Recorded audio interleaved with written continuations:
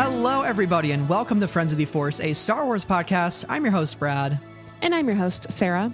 And this week on the show, we are diving into the world of Star Wars Jedi Survivor with none other than the voice of Cere Junda herself, Debra Wilson, who is joining the podcast for the first time, and it is so exciting that we get another chance to talk about this cast of characters once again on the show. It's just phenomenal. Well, I'm so excited because you got the opportunity to interview Elizabeth Grullon a couple years ago on the podcast when I was not quite yet an active co-host.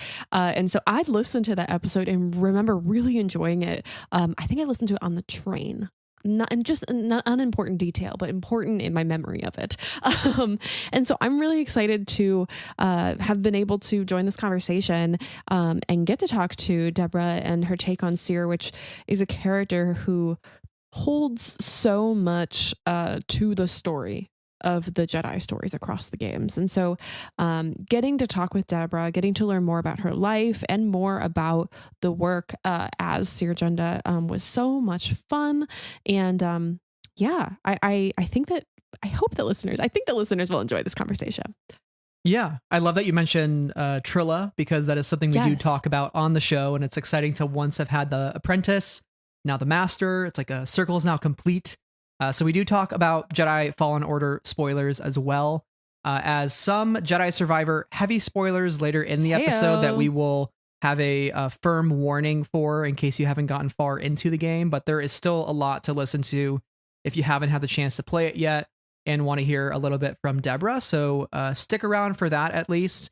But Debra is definitely an icon. She's had a ton of work in film, television, and video games, especially. There's probably a lot of places you've heard her voice in the last several years, including the Jedi series, God of War Ragnarok, Marvel's Avengers, Halo Infinite, which you and I are a fan of, Sarah. For me, my guilty pleasure is Destiny 2, and she was the voice of Savathun, aka the Witch Queen, which is like so iconic of her. So epic, but not much more to be said about Debra. We'll let her words speak for herself. So let's dive over to our interview with her. And without further ado, our conversation here with Debra Wilson, the voice of Cere Junda. Welcome to Jeddah. I knew the storm wouldn't deter you. You're rebuilding the temple archives. We're trying. As long as this knowledge remains, the legacy of the Jedi survives. All right. We are so honored today to be joined by none other than Jedi Master Cere Junda herself, Debra Wilson. Welcome to Friends of the Force. We're just so happy to have you. I am so blessed and so grateful to be here. Thank you so very much for having me. Jedi Survivor is now out for players everywhere around the world. How does it feel to know that this next installment in Cal Kestis's and Cere's and Gree's, all of them, the next step in their journey is out there for players? It doesn't feel any different than anything else. I mean, it's a matter of just, it's out there. So I don't really have a feeling attached to that. There's no equation of a feeling attached to it being out in the world. Everything is out in the world, and it was its time. And people will experience it the way they choose to experience it based on the first game, or if this is the first time playing this one instead. So, it's out there and you let go. I have no say in any of that. I have no feeling about it. You do the work. You enjoy that space, you hold that space sacred, and then you release it. And you trust. You trust in what you've done, and you trust in what you brought to the table, and you trust in the experiences you had with others personally, and then you let that go and let everybody have their own experience and their own take on how they feel it, how they play it, what they get from it. I kind of want to dive into Star Wars and your relationship with Star Wars to help kind of set the scene for listeners. And I'm wondering when Star Wars entered your life and what drew you to the galaxy, like as a fan and just, someone with Star Wars in their lives. It was 1977. I had seen it for the first time. It had a very spiritual and biblical, epic and prolific meaning. And I saw snippets of my own life that I didn't realize would transpire in the future. And it hit me like a bolt out of the blue. It hit me like a bolt of lightning. And then I began to use the Force. So I used the Force the first time to use Will Mark Hamill into my life, and had a great experience with that. and continue to take my own journey, because each and every one of us are all bound together as sentient beings. And so just taking a sentient journey in my relationship with compassion, in my relationship with veganism, in my relationship for standing up for the LGBTQ community, in my relationship to standing up for abused animals and shelter animals, and in my relationship to stand up to a lot of things and bring that energy to the forefront, and then hold that light energy with other people, and always precede everything that I did with that energy before I physically walked into a room, and always using that for a force of good, knowing that whatever impact it has, it's not up to me. I'm only building and continuing to grow me and better know me, so that I can be able to rise to the occasion of various challenges that will come up, because the dark side is always going to be out there. It's just a matter of I can maneuver through that. And this was the template to help me recognize that this is who I was meant to be. And to be able to see that in 1977 and go, I'm experiencing this. This vibrates with me in a way like no other film has. And therefore, I know I am meant to be in this business. Well, how that is going to be represented in the future, I don't know. But I know I'm meant to be in this business. There were only 2 times that I've been hit by like a bolt of lightning. And that was the second one was Whoopi Goldberg's one-woman show. And the first time after I saw Star Wars and Mark Hamill's performance, I said, I want to be in this business of storytelling.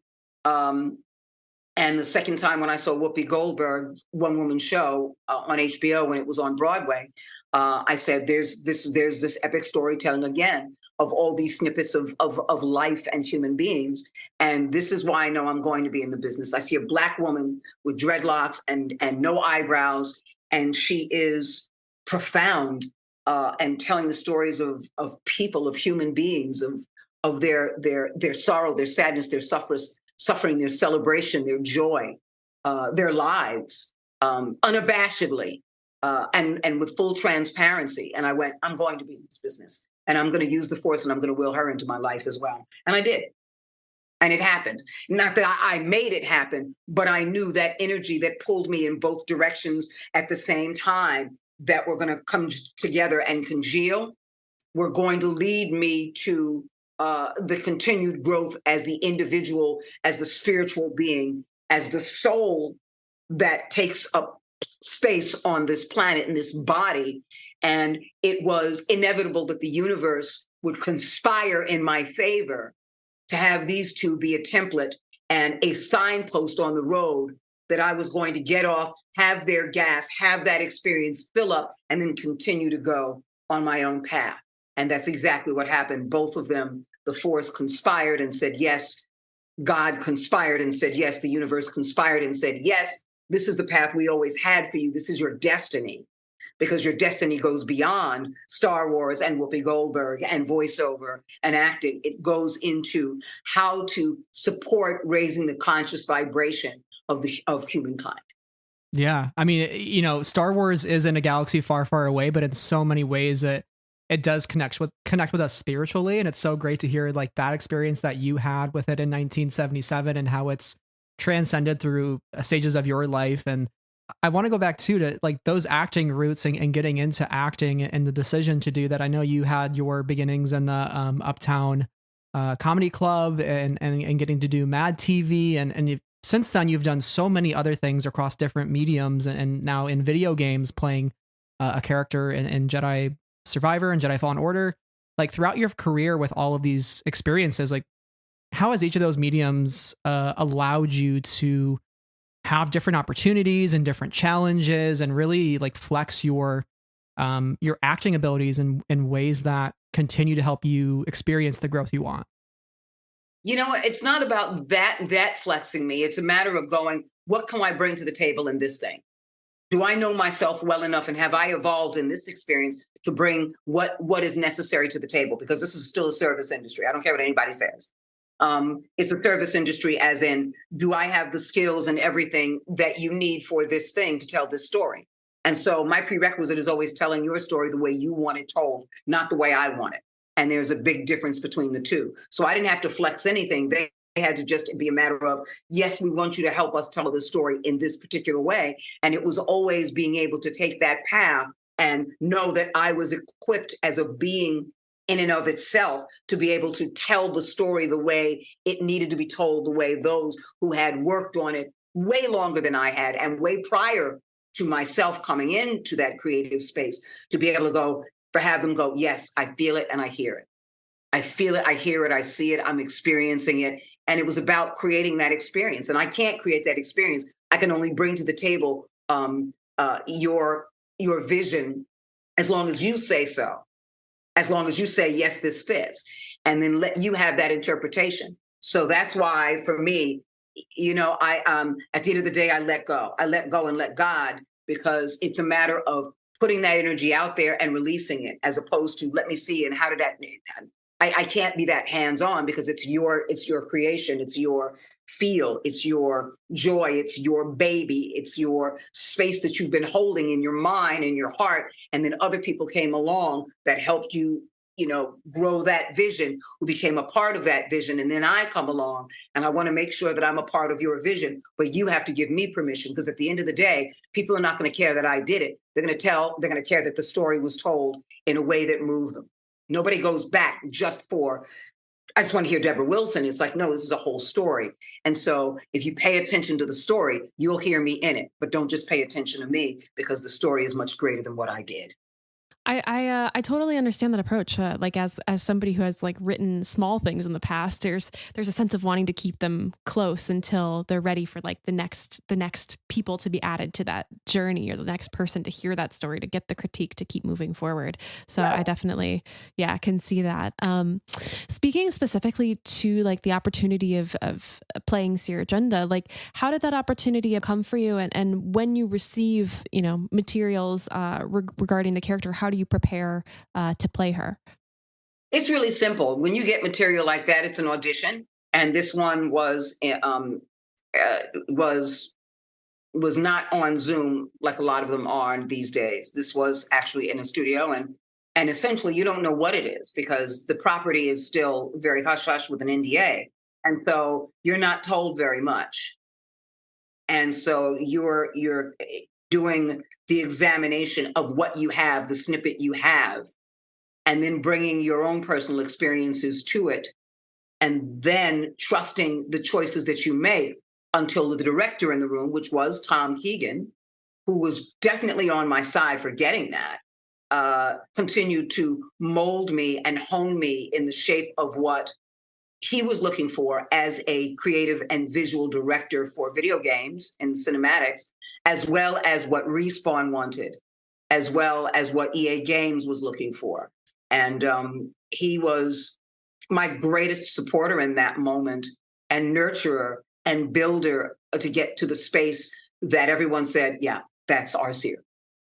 Your performance as Cere in both games is incredible. And like you said, even not just paying attention to Cere, but the surrounding characters and how everybody interacts with one another. I think that's why this game strikes a chord with so many people. It's at the end of the day about a bunch of broken individuals who come from these almost traumatic backgrounds that come together and find meaning and find family, and can build themselves up with each other. And I think for Fallen Order, one of those characters is Trilla, and Trilla's relationship with Cere, and how Sarah and I are big redemption fans, not only in Star Wars, but in real life. We believe everybody can have a second chance, can hit the reset button, can find the best in themselves and bring it back out, even in the darkest of times. And I think Trilla's story is one of guilt, love, redemption, and even tragedy in some ways. Like, looking back on that relationship with that character, what does it mean to you to have been a part of that type of story that tells that type of message about second chances?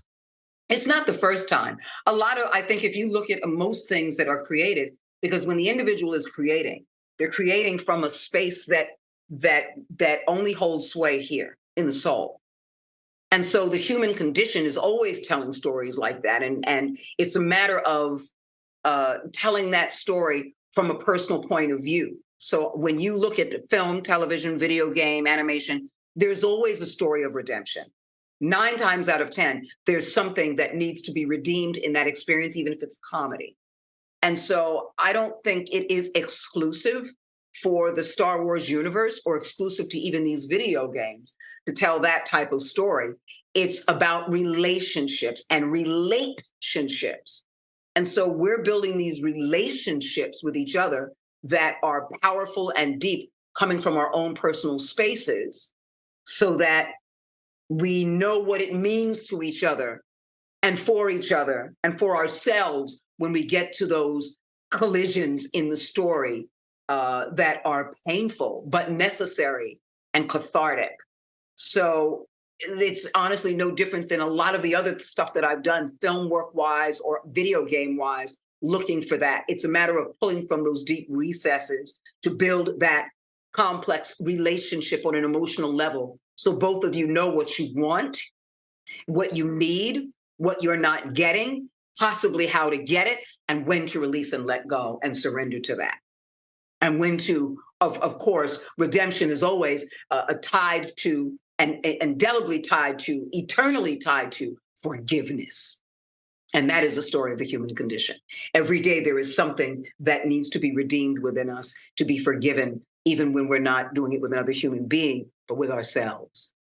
Yeah, it's something that I think is, yes, intrinsic to so many stories and to our human condition. And I think like in some stories, franchises recently, there's been moments where we didn't quite like get that catharsis or feel that like that really meaty feeling inside of like, oh, this is where this character needs to be. And so I think it's always incredible in Star Wars when we can really see that and really feel that with these characters. And I think that for me, Trilla and Cere's story and like the amount of like guilt and perseverance that Cere has as a character to want to bring her home and to want to do right by her and for herself and for Cere herself in order to move forward. I think it's a powerful examination of not the person necessarily who, you know, turned away and did wrong, but somebody who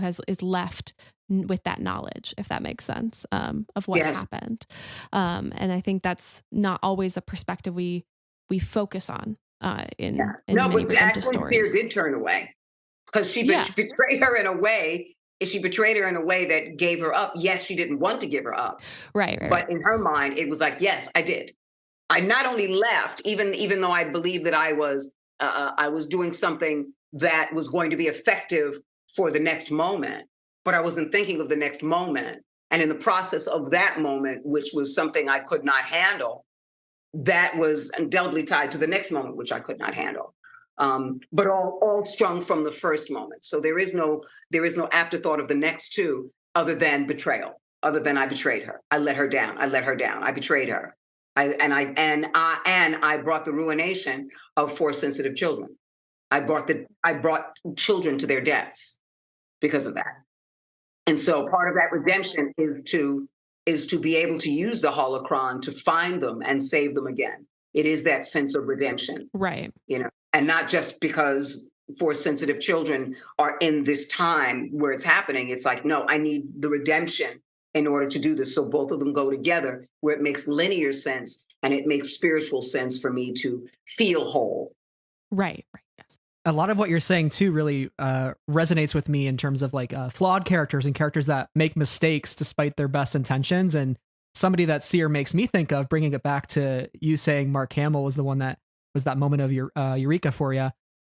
Luke Skywalker in The Last Jedi, he made a mistake. He had a moment of weakness in front of his apprentice, and it led to the death of his Padawans at his academy, and Ben Solo becomes Kylo Ren. And so in some ways, like those two genres sort of reflect each other. And I have to say, I love when we see, not only in Star Wars, but in many other fictional stories, like we see the flawed character. We see the character who made a mistake and has beaten themselves up over it for so long.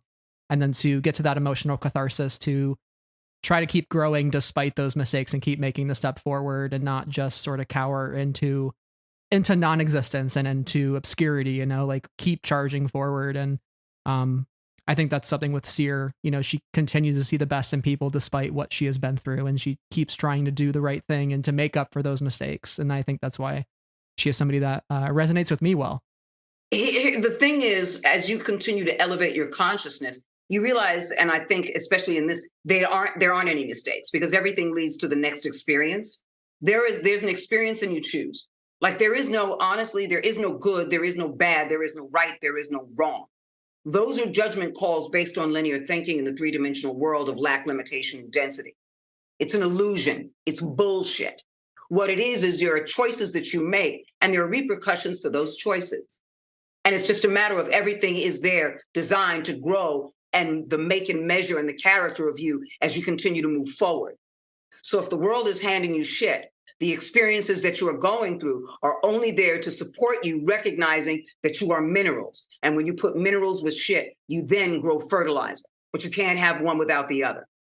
There is no such thing as a crucifixion because the only purpose of a crucifixion is a resurrection. So these things are meant to happen because our journey is not necessarily always our own. Makes me think of like just every failure is a learning step because it leads to that next thing. You can't have the learning moment without the failure. Experience. That's just it. Because what happens is I think it was necessary in telling this to tell the human common bond and relationship with the idea and the ideal of failure and success and mistakes in order for people to go, yes. But now outside of that, in an interview with me, I recognize that all of these things are no more than experiences. And as you have this experience without the judgment call, where the equation to that experience is I'm no good, I'm wrong, I'm bad, because one negative idea and concept leads to the next. And people have a hard time being a mirror reflection of the positive and the positive and the productive experiences in the world, believing that they cannot be a part of it or are not a part of it. And they won't look up to see the reflection of that because they've already made the equation in their linear thinking that I made this mistake, I fucked up and it led to this. And therefore they hold on to that because it's easier to hold on to that than to look in the mirror, face it and say, objectively, this was the choice I made. And now this is the choice I'm going to continue making. This is the choice I made, and now I'm going to make this choice. It's a difficult thing for people to look in the mirror and see themselves. So so therefore it becomes easier to look at someone else and point the finger because they become you in your mind. Mm-mm. Because whatever reflection is going on internally and psychologically, everyone becomes that mirror. We're always so used to things that instead of changing the narrative, we accept the narrative so that we can still point fingers at the narrative. Because it's easier to point fingers outside instead of go in. And so everybody doesn't come to the planet to go, I'm here to be a better human being. I'm here to grow myself and better know myself. I'm here to raise the conscious vibration by raising my own conscious vibration. A lot of people aren't here for that. They're here for the privilege of what I consider the 5 dimensions, not 3 dimensions, but 5. Eat, sleep, shit, fuck, consume. That's a part of their narrative. That becomes a great deal of their narrative. And so the things that they produce in the world, money, status, job, relationships, who they spend time with, car they drive, that becomes their identity.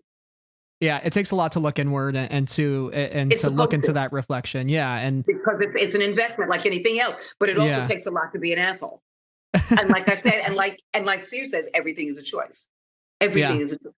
She and I, this is someone who I have the most in common with in any role I've ever portrayed.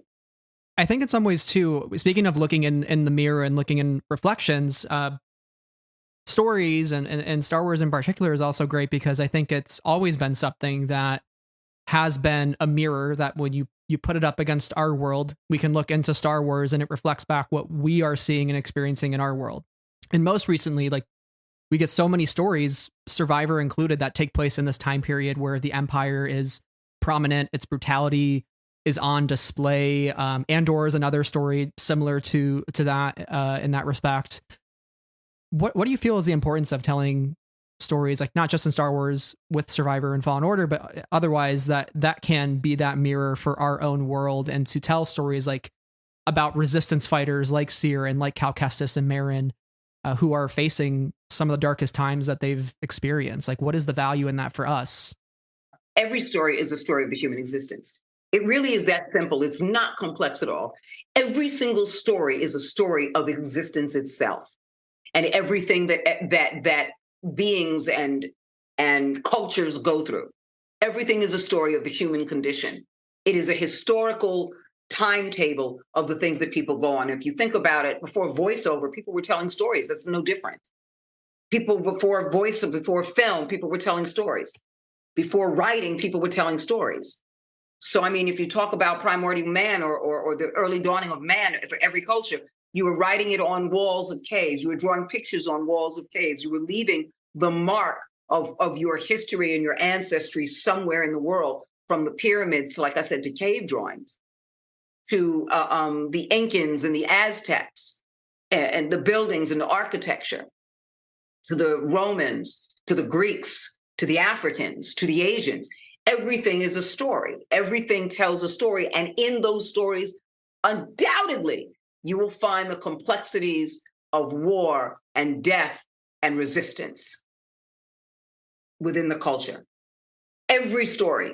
And that's one of those things that, again, like the Force, reminds us that we are all in this conscious existence together.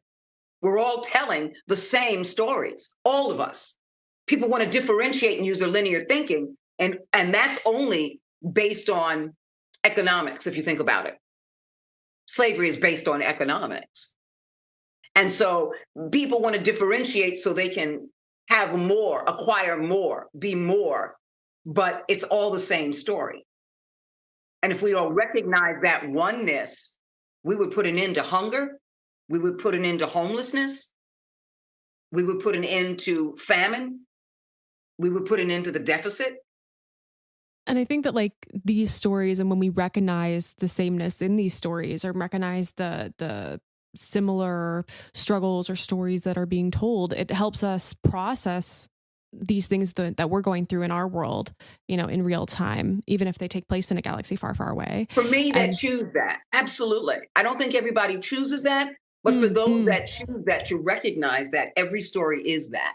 Yeah. Why do you think it's so popular for, DC and Marvel? I mean, superhumans and metahumans. Why? Because everyone feels a weakness that they want to feel like they are in control, like they have a power beyond the power of their money and beyond the power of those who might have a control over them, whether you're renting or whether you have a boss or whether you're working for a corporation and you're not in the higher echelons of what you do. I mean, and someone is in control of that. I mean, every day on a conscious level, somebody's in control of something. So if your car breaks down, unless you're going to fix it, someone is in control of doing that. And so I think a lot of people turn to the fantasy world because the reality of it is there is a sense of power and a sense of empowerment from it, so they can continue to recognize themselves and continue to build a bridge to their own power, empowerment, and ownership of self. And I think Star Wars has always done that from the very beginning. It came out and it was like George Lucas's idea was like a Saturday cereal. He would, go to the movies and the cereal of good versus evil. That's where his first inspiration came from, good versus evil. The goodness of something. But George Lucas, being the human being that he is in that conscious space, wanted to tell the story that was going to be profound enough that good and evil had people on both sides who were seeking redemption or who didn't know they were seeking redemption, and these complex relationships. And that's where people got drawn in, because instead of it just being a Saturday serial in the 1940s or the 1950s that you go see before the main feature, it was, I see myself in this. And that is, he's iconically selfless in that regard. He wanted to write a serial, but it was iconically, in my opinion, if I have to form a phrase, iconically selfless, to make sure you're including all these different species, all these different galaxies, something that everyone can relate to if they choose it. Because there is nothing that anyone cannot relate to. You either like science fiction or you don't. I get it. Science fantasy or you don't. I get that. But as far as what this franchise is, what this lineage is, what these stories are, like primordial man from the very beginning and the early dawning of humankind to tell these stories up until now. He's the ancestor of it all. He is like the ancestor in filmmaking of all of that. And along with other people who have done that, it just so happens that his realm is science fiction and science fantasy, you know? And I think it was iconically selfless to be able to create a universe where everyone can be a part of and everyone can build. It really speaks to the monumental work that he did, that it continues to this day, and that we're having this conversation, and that we continue to, see ourselves have different filmmakers, different storytellers in general, take what George created and expand upon it and continue to tell these, to continue to share important lessons that we can take with us if we choose to. That's because this is the universe in which, again, the foundation is everyone. The foundation is everything you've ever felt, everything you've ever needed, every space you want to go, every space that has been a claustrophobic for you, every relationship you've wanted to have, every relationship you fear to have, every truth about yourself, every truth you were afraid to face. I mean, every part of the franchise is all about that. And the foundation is so strong, which is why it will never die. That foundation is so powerful that there are stories yet to be told in this universe. And that's what it is. He set a foundation that is unbreakable, unfakeable, and unshakable. Bottom line. And it will go on long after I've left this planet, long after I shuffled off this mortal coil, because these stories are necessary and they are biblical in terms of taking lessons from, like you were saying, taking something from it and going, there's me, there I am, there's me, Kind of speaking like, towards legacy and foundation and building from that. The characters of Fallen Order have, went through so much hardships, and their focus going into Survivor is like this desire to rebuild something for themselves and ultimately for others as well. For Cere, this takes the form of, the Jedi Order and what kind of legacy she can leave behind and leave for the future generations, and their lessons and knowledge. Connecting back with her master. Of course. And part of that. Yeah, adding those pieces together to complete her purpose. And like, what do you think was her driving motivation to take this path? And what do you feel about her choice as a character to go on this legacy building? Oh, that's an easy one. She, the whole purpose in doing that is there are stories yet to be told by those who will come up and grow, those who are force sensitive and those who are not in this world. And this was like a George Lucas being able to have the annals of history for future generations. I can't make you learn anything. I can't make you accept anything, but I can procure this so that when it is found, when it is discovered, when it is read, you'll be able to see something in yourself, depending upon the time period you're in, depending upon, what is happening in the culture you're around, the world you're in, if it is being held hostage, if it is, if the empire is still around or not, no matter what, it was left for the annals of history so that people can see themselves and have a building block and not feel alone, to know that those who came before you are with you still. We've passed the baton to you. We didn't know when you were to exist. We didn't know when you would be born. We wouldn't know when you would come into being. But this is the telling of sentient kind and what we've been through, our struggles and everything else, and how we didn't give up, and how we have not mastered anything, but continued to go beyond what we thought was possible in order to go beyond what we know was necessary.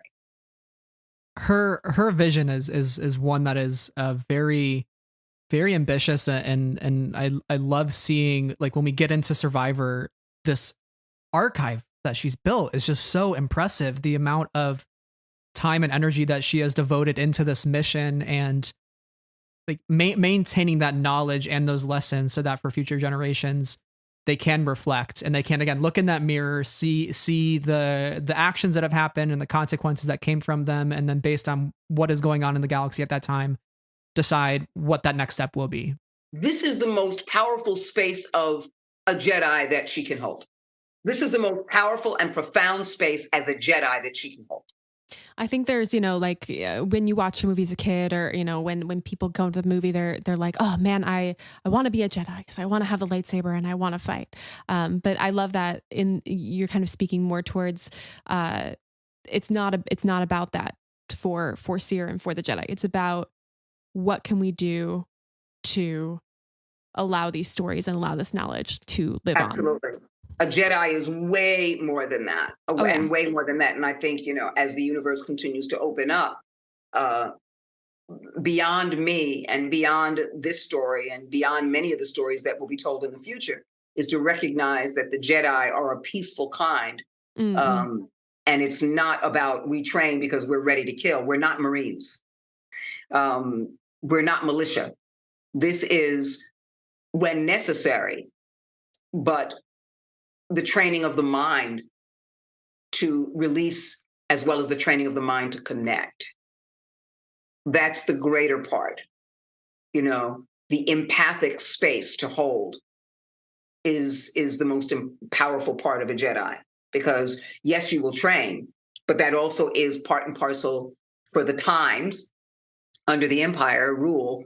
But at the same time, it's not the only thing, because if the Jedi were completely wiped out, and almost were, it would be necessary to continue to recognize myopically that there are annals of historical information and documentation that needs to thrive when everything else is lost.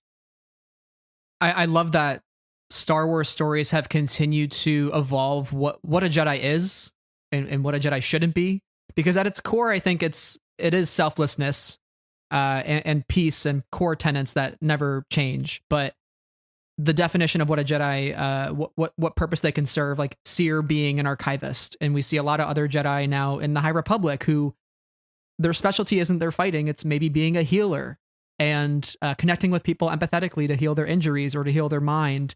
And there's so many different ways that you can be a Jedi, and I think that's why so many people look to the Jedi, because it's like we can see ourselves any way that we want to try to see ourselves, and like what purpose that we want to serve in our own lives, and how can we see that reflected within the Jedi and what they try to do. And then as more Jedi pop up like Cere, then we can finally see ourselves in these stories. Yeah. Tom Keegan asked Elizabeth and I to spend time together. This is the first time we'd met and spent time together as Jedi and Padawan. And the things that I was relaying to her as my Padawan, as Trilla, was to connect, was to feel. I would take her into darkened parts of rooms and turn off all the lights. And we would do these breathing exercises and releasing exercises.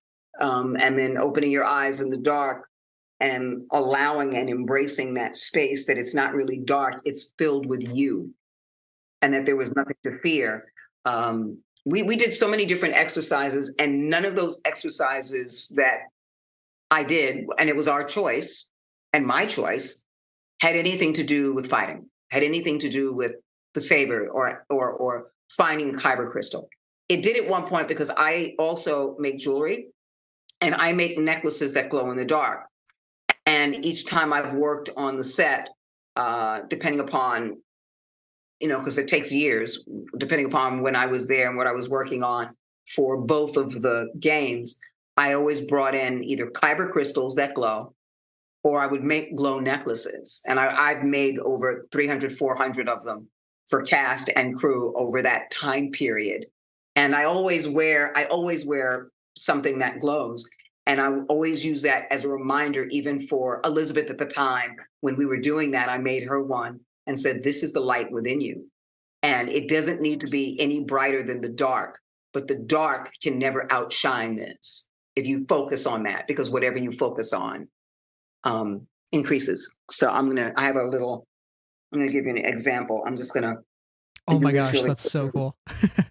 It reminds me of the last line of the Revenge of the Sith novelization. It's one star or one lone candle can ignite the stars. Oh, that is so cool. That is awesome. Wow, that's and so cool. I just bought some. So I'd love to give you some. I haven't even opened up the package, but what I did is I ordered some. And so they're all various shapes because they are literally crystal that's infused with glow material. And so I'm going to put frames on them so that you can wear it as a kyber crystal. That's a great idea. Neat. I love it. So when I make them into necklaces, I would love to send you some kyber crystal necklaces. Love that. I would love that. Yeah. Makes me think of Jyn Erso in Rogue One when her mom gives her the necklace with the long kyber crystal, and she kind of keeps it with her throughout the rest of her life, and she uses it to remember the light that's within her despite all the stuff that she's had to deal with. Because I think we need as much as we do follow our own beliefs and our own system of beliefs, like objects have a lot of power, and especially objects that you can wear. Yes. So I think that's awesome. And that's why I buy them. I mean, that's why I buy stuff like that and make them into necklaces. I've made thousands of necklaces, thousands of them. And I give them away because, again, it represents the light within you. It represents that powerful light within you. I love that. I love that so much. And I would be grateful to have one and to keep it with me. Yeah. Oh my goodness. I'm looking forward to making them. Awesome. I feel like if we did not talk about this, I guess this is the point where I preface the listener that we are talking about spoilers for Jedi Survivor. Unless, Brad, you have anything to jump on, I can see your face there. Okay. Go ahead. Yes. I feel like if we ended this conversation before talking about the end of Survivor and Cere's story in Survivor, we would, we have lost opportunity in that moment. But there's a rematch, a bit of the century here for Cere in Survivor. She comes face to face with Darth Vader for a second time, in the archives on Jedha. It's a monumental moment in the game. Brad and I were watching the cutscene the other day, and I was just like, it's just amazing. No matter how many times you've seen it, that this rematch is happening for these characters. There's a strength to her that she's able to face him again, but also in the process, there's a loss of the archive. There's a loss of her life kind of in this story. Her story in this moment is over. So what was it like for you to learn about the character's death for the first time and kind of go about acting in this scene? I was extremely happy. I was like, yeah! Yeah, and after the table read where everyone was involved, every character was involved, every actor was there, either by Zoom, and some of them were in Europe at 2 or 3 o'clock in the morning by the time, we were sitting were we at Rouge Mocap? Or were we at, I'm trying to think, we were Rouge Mocap, where we actually shot the second one. And we were all in the volume, and which is basically the stage area lights, where you actually perform performance capture. We were all in the volume, and we were in this circle of tables and chairs.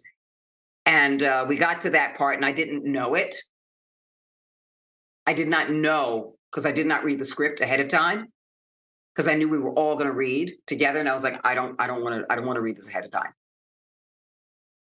And so getting to that point, it felt good. It felt validating.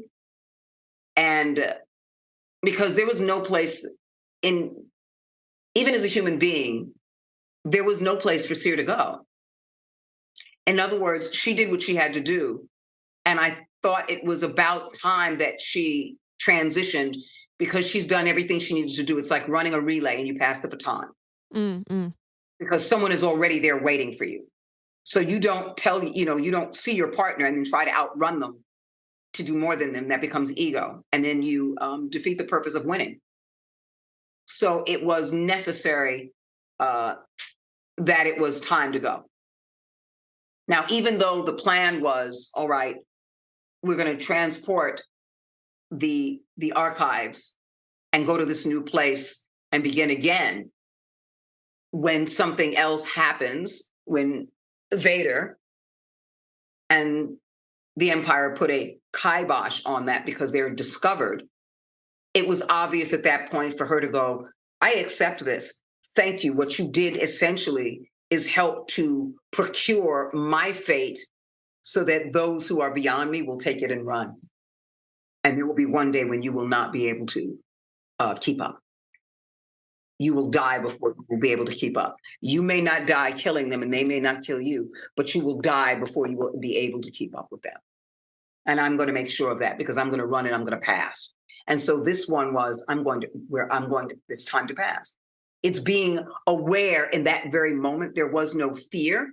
And the reason she said, I just lost all my fear is because you can't do anything to me anymore. There's nothing you can do. The fear is not going to be there. The fear is not going to be there. The anger is not going to be there. The hate is going to be there, not going to be there anymore. But it's time for it's either you or me. It's either you or me. There's no hate to this. But in order for the future to exist in whatever way it's supposed to shape itself, one of us has to go. I don't know which one it will be. So if I go, I'm fine with that. If you go, I'm fine with that. I'm absolutely fine. So when I read that, I was like, this is great because I get a chance to pass the baton because whatever impact my transition makes on Cal will help him continue to move forward in no matter what decision he makes. But he also knows that because of the Force, I'm never, ever, ever, ever really gone. And I think that's so clear too in her final words, which are just to say the names, Trilla and ultimately she also says Cal, if I remember correctly. And that is that moment where there's it's like a really tough emotional moment for Cal, but it also is a moment of shooting that was like tough. I believe that it was like as somebody who loves the characters, it was tough to like know what was happening and be sad about it and also know that there's moments more for Cal and all in the same time. Cameron just lost his shit. It was beautiful. So what you see is not an acting performance. It was a deep sorrow. And I could feel his tears on my face. They were just pouring on my face as I lay there. And it was only two of us on set, along with, of course, the crew and Tom Keegan, but no other actors. That day, it was just us shooting, he and I. So it was powerful. And it was our last day of shooting. Mm-hmm. So all of that was overwhelmingly emotionally impactful. What a note to end on. And I love what you say too about the passing of the baton, and it makes me think of Obi-Wan when Vader strikes him down. He says, "I'll become more powerful than you can possibly imagine," and it kind of speaks to the narrow-mindedness of the Sith and the Sith ideology, whereas the Jedi are more spiritual and they are connected. And that while the Sith kind of seek eternal life with that narrow-mindedness, the Jedi embrace the Force and embrace the cosmic Force, and that's why they are able to exist beyond the living. And death just becomes a natural part of life, and it's just one part of your life, not the end of your life necessarily. In some ways, which also tells the condition of whatever you believe when it comes to a soul and reincarnation and the paranormal and all of those things. And and I hope that whoever's watching this realizes that when Obi-Wan says, I will become more powerful than you can possibly imagine, that he's not talking about himself. He's talking about the impact that will be left, that will reverberate through Luke. Yes, exactly. He knows Luke is watching, which is why he released. He looked at Luke and then closed his eyes and allowed. It was just, Yeah, and he looked at Luke and Leia too, because those are the two twins that he hid from Vader, and Vader had no idea. And again, that narrow-mindedness, and also too Yoda telling Luke later on, "We are what they grow beyond." That's the true burden of all Jedi Masters. Is like, again, it's not the burden of the Master is not their legacy; it's a legacy that they leave for others and what they pass on, and that knowledge that they pass on. That's the actual legacy there. Not my actions. what I left for others and how that affects them, you know? And I always challenge people that I always challenge people by saying, and I'm going to leave it on this note, when you shuffle off this mortal coil and there is a memorial service for you, how many people would show up and what would they say? To kind of end it with final words on Cere, what do you hope players take away from her story and what she has gone through between Fallen Order and Survivor and what she leaves for the future? I have no thought on that. And the reason it's not necessary is because my ego doesn't need to be involved. I did what I did. I committed to what I committed.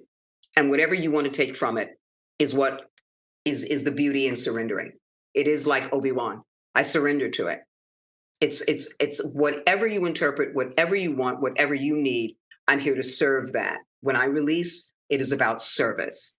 It is the recognition at the end of one's life to know that your whole life was about some sort of service to others. When you look back and reflect, or if you did not serve. And so in a service place, as I live my life and as a service place, as Cere surrenders her life, I let go and let others take what they need to eat.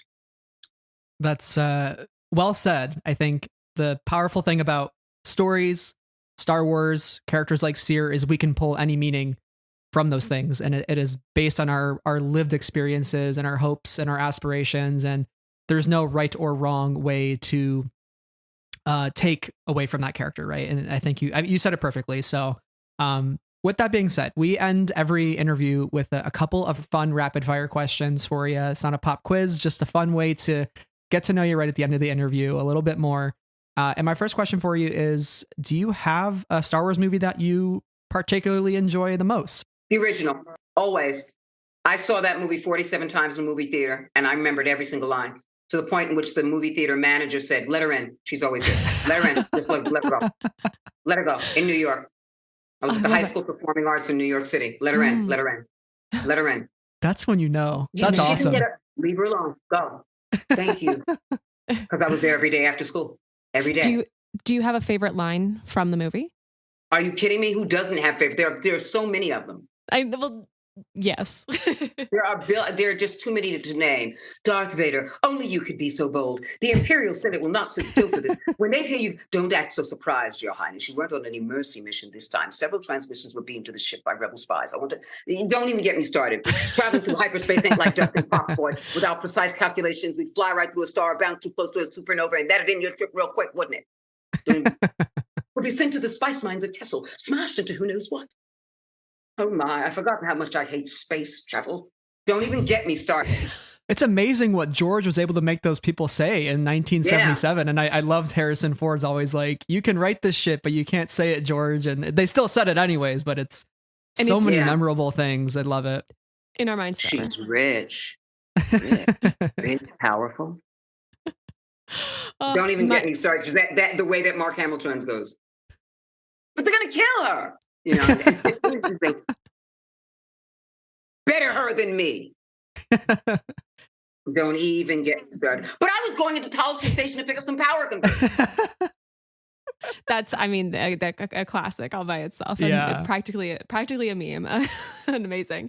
If you could sit down and have a conversation with any Star Wars character, who would you choose and why? Luke, because his entire journey was the preface to the things that I was going to go through and the desires and the dreams. And at the same time, even in his training, the way he is not ready to deal with himself. And his power, which was yielded at times, was less about the Force and more about a vengeance. There were still things within him that he had not controlled yet. And still things about himself that he was yet to discover and grow the make and measure of the Jedi that he could be. And I think in his older years, he was aware of releasing all of that. But I think it took that desire for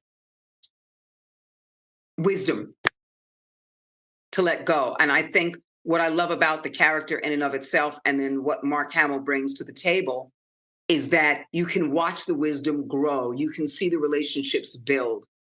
And there is a humor that Mark Hamill brings to it in the later stuff, beyond the first three, that is very human and less Jedi. But that's because he's more comfortable with himself. Mm. You know, at first he was just very, very jealous of Biggs and Wedge.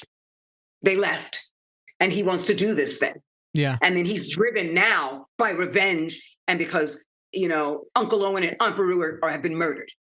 And that shocks him. So all of these things were these driving forces that kept pushing him like peristalsis until he continues to grow and evolve as a human. He tends to grow and evolve and become this human who is a Jedi, as opposed to the being a Jedi first, needing to be a Jedi, desiring to be a Jedi, making that way to be a Jedi. He grew into a space of grace and a surrender that made him a more powerful Jedi. Especially in, I can't think of it. You're gonna drive. I can't think of which one, but that was the one. By the time we got to the Kylo Ren character and the Rey character, and where he's looking at an illusion of Luke, and he goes, "I'll be seeing you, kid." You know, it's that. You know, just saying that phrase to kind of freak him out, and not really. It's just, again, that ease in who he was as a Jedi, that comfort space, and that's where Cere finally gets to at the end with Vader. It's like it's one of us. I'm not going to say who it is, but it's one of us, and I'm fine with it me being me. But are you fine with it if it's you?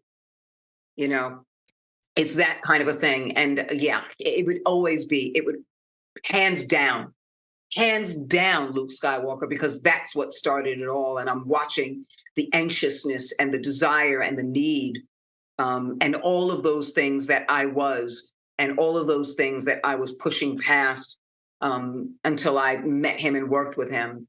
And I worked with him in a way that was years later, where he said, "Oh, really? You can use the Force? Okay, do it." And then years later, when it happened, we were about to shoot something, and the audience was there, and AJ Johnson was the stage manager, goes, "Okay, and in camera's rolling, in 5, 4, 3, and you never count down 2, 1, 0. And in that silent moment, he's in one corner looking at me, and I'm looking at Mother. And before we start, I burst out crying. So they stopped the cameras, because that moment in time where I said I could, and the actuality of it actually happening, was overwhelming to me.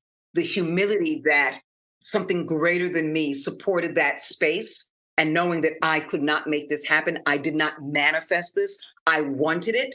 And then with all the choices that were presented by the Force, making choices for that to happen, when the dark side did try to thwart that coming together, it was powerful and overwhelming. It was extremely powerful and overwhelming. So I have a history with Luke Skywalker, and I have a history with Mark Hamill. And it's all because the Force said, yes, this is powerful, because the story that you want to tell about your own journey in life is about being of service and leaving something greater than you were. Our last question here, and this sort of wraps up everything.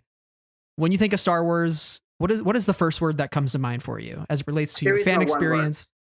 There is no one word. Everything that I've shared, it's always going to be that. There is no one word. It'll never be a one word, because it is a narrative that will go on forever, and it will live in my spirit and soul long after I'm gone. There is no one word, because it's a journey. It's a journey, never a destination. It's always a journey, because the moment it becomes a destination is when you choose to stop learning about yourself. So every path that I walk with that are the path itself, the foundation, are all of those things in words based on experience. And every experience is not a one-word experience, because it's so involving. It's your life. your life does not come down to one word.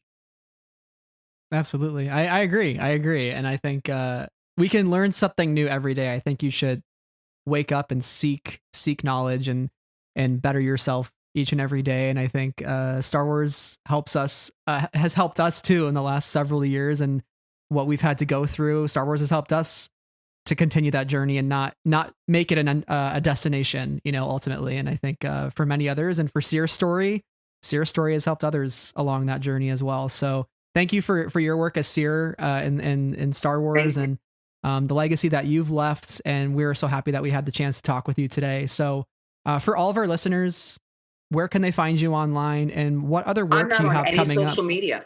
That's a good choice. I'm not on any social media. That's solid. Yeah. The only place that I connect to people, because I always want to leave something open, is Cameo. Mm.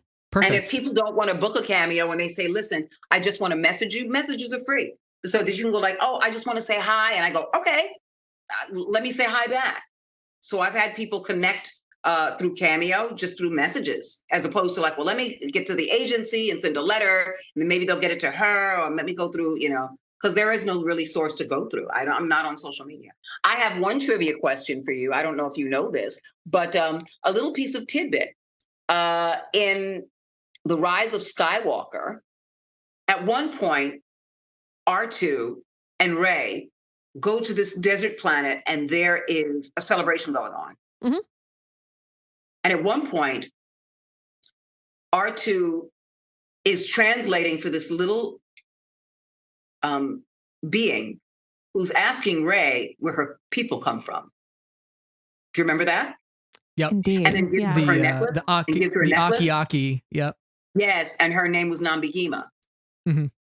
I voiced Nambigima.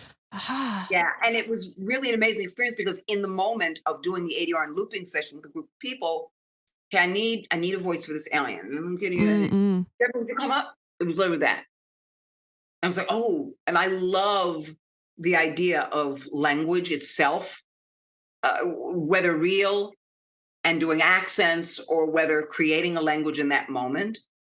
And I created this language in that moment, because it wasn't it didn't matter what I said. It mattered my inquisitiveness and really being honest. So I could have said it in English and it still would have been the same feeling.